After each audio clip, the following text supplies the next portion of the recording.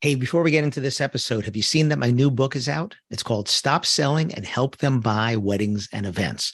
And it's a book that you helped me write because you would ask me at a conference, which of your books has what you just spoke about on stage? And if it wasn't in any of my books, I'd say it's in the next one. Well, here it is. Here's the next one. How to respond to reviews. What if you don't like doing sales? The 3 questions to ask every prospect, or they can't ask for what they don't know exists. These are just some of the chapters in there. And the beauty is you don't have to read it front to back.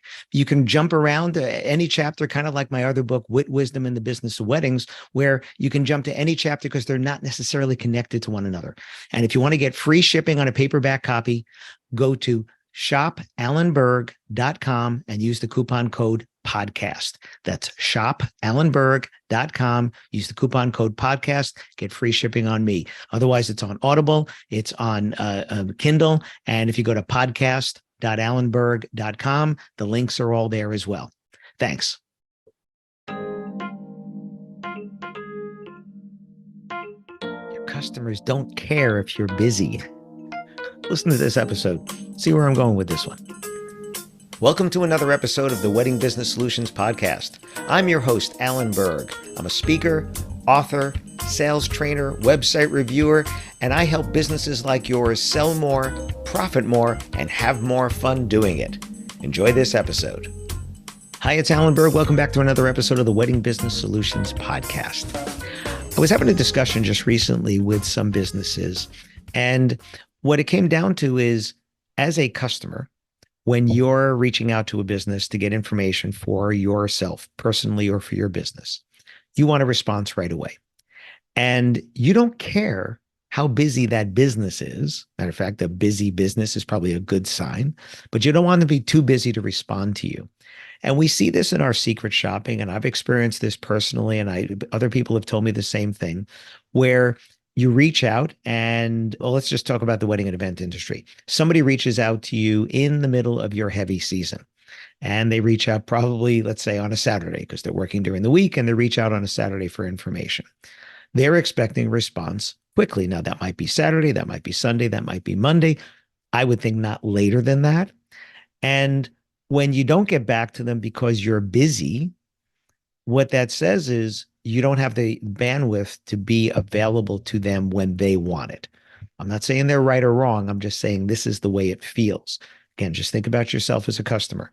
You reach out, you want to get a response right away. Something I've noticed myself kind of post-COVID is a lot of businesses that used to have 24-hour phone support. Now it's Monday through Friday during certain hours. And I always wonder, because some of them are Monday through Friday, 9 a.m. to 5 p.m. Eastern time.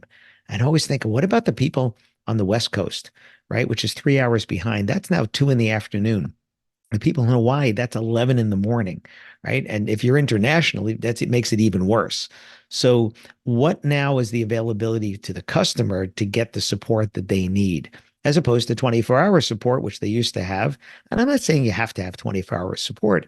I think you just have to know your customers, and are they going to want to reach out in the evening? Because some of them, if they're dealing with themselves for personal use, for their personal themselves and not their business, some people need to reach out in the evening because they can't from work during the day, right? I know there are times when there are things I'll do during the week, during the day, and there are things I'm going to do in the evening. And then you get that recording that says, sorry, we're not here. And I'm like, really? It's 5 p.m. on the East Coast or 6 p.m. on the East Coast. That's only 3 o'clock in California, and you're not there, or noon in Hawaii and you're not there. You're not making yourselves accessible for that. So when you're busy, what's your plan B, right? What's plan B for your customers? There are some high-tech and low-tech ways to handle this. There's certainly some AI and AI chatbots and things like that. There's the low-tech way, which is an answering service. They still exist. You can actually have a person answer your phone, and I think you'll get more messages left after hours than you would, and not just after hours, but while you're busy, than if you go to voicemail, right? Some people will hear a voicemail and they won't leave a message. Now, if this is the first time that they're reaching out and they get an answering service, a quality answering service, I don't have any particularly that I recommend. I answer my own phone, but if you would, a person answers the phone and that you're out doing weddings and things like that, and you take the message, or you're out on events, and they'll take a message for you, and then you can decide when to get back to them, because they'll let you know you have a message, you have a break, you make the call, you don't, whatever. I got a text message in on a Saturday night at 7:30 recently, and I was available. I think my wife was taking a shower or something, so I had availability. I texted back. It was 7:30 in the evening. By 10:15, with probably 5 or 6 back and forths, I was booked for sales training, sent the payment link out, next day paid, right? And that was all done via text message on a Saturday night. I'm not always available on a Saturday night. I happen to be there. I travel a lot. Time zones change. You may not be in the same time zone as I am. I try to be as responsive as I can. I put my out of office on to let people know that. And I know a lot of you do as well. But I also hear from people all the time that the time frame of somebody getting back to them doesn't seem reasonable. I'm going to do air quotes here, reasonable, because reasonable is in the eye of the beholder.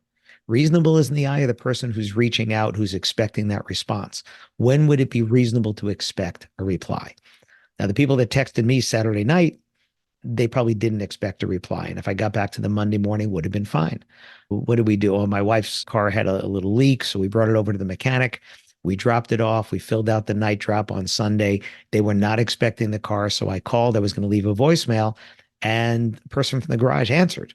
Wasn't expecting that on a Sunday. I think she was surprised too. Maybe she thought it was her personal line, not her business line. But she answered, and I told her who it was, and we know them because we've serviced there for years. And I said, here's the thing, leaving the car. Was not expecting you to answer, but thanks. Just want to let you know.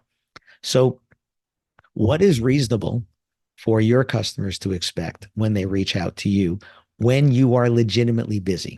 Saturday night in wedding season, or not even Saturday night, just in wedding season in general, when you are busy during the week prepping for those weddings, right? If you're catering, you're certainly doing prep work before, and everybody else who's going to be there on that day is doing things prior to that.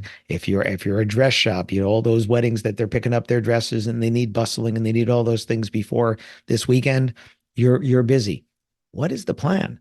Virtual assistants. If you listen to the episode that I did with Ryan Angett about virtual assistants, that's another thing. You can have somebody answering, actually handling the beginning of your sales process, all right, and then handing it off to you when it's time for a meeting or a call, or maybe in some cases actually making the sale for you, all right? That's possible as well. So just think about what's reasonable. Think about what you would expect. Think about what you would want when you were the customer. And no matter how busy that business is, you would want somebody to be responsive to you. And that's why sometimes it's best to split the sales role from the production role so that salespeople can be selling even when the production is going on.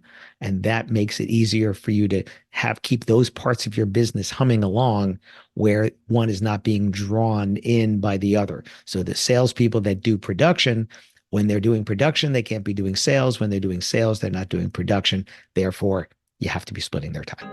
So, hope this gives you something to think about. Look forward to your feedback. Thanks. Thanks for listening to this episode of the Wedding Business Solutions podcast. If you liked it, please subscribe to this channel and post a review on your chosen platform, Apple Podcasts or whichever one. If you have any questions about anything in this episode or any of my episodes, email me directly at alan@weddingbusinesssolutions.com or visit my website, alanberg.com, alanberg.com. If you have any suggestions for future topics or guests that you'd like to see, please again, email me or visit my website. Thanks for listening.